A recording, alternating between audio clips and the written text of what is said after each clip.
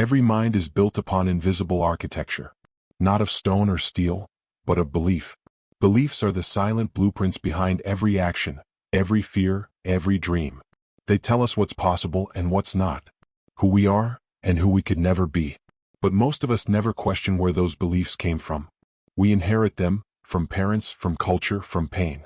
We repeat them so often that they harden into truth. As children, we believe without filter. A word from an adult can become law. An experience of rejection can become a prophecy. And slowly, the mind begins to build walls around what it accepts as real. Our beliefs become the stories we tell ourselves to feel safe. Because the mind hates uncertainty more than it hates being wrong.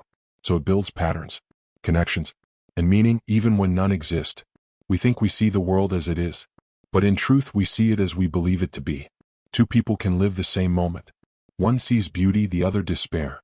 Not because reality changed, but because belief filtered it differently. Belief isn't a mirror. It's a lens. It bends reality until it fits the shape of our expectations. And here lies the paradox. Belief gives the mind structure, but also limitation. It protects us from chaos, yet blinds us from truth. Because the more we identify with our beliefs, the less we can see beyond them.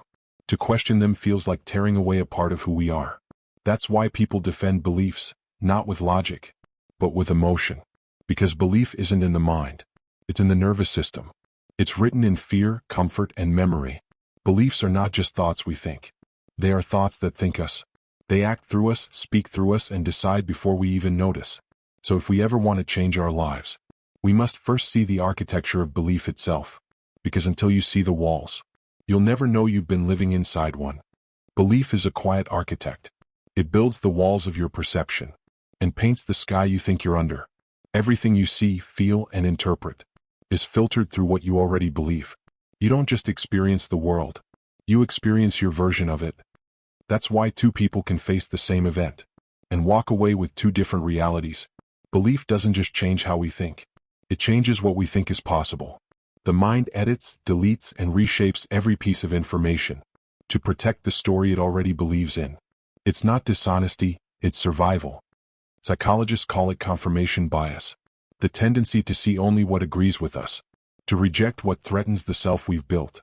But belief doesn't stop at thought. It reaches the body. It shapes emotion, memory, even biology. The placebo effect isn't magic. It's belief made flesh.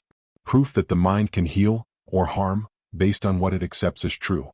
A single belief can build courage or cradle fear. It can chain a life to limitation or open it to infinite possibility. That's the paradox of belief. It is both prison and power. The prison forms when we confuse belief with truth. When we stop asking, is this still serving me?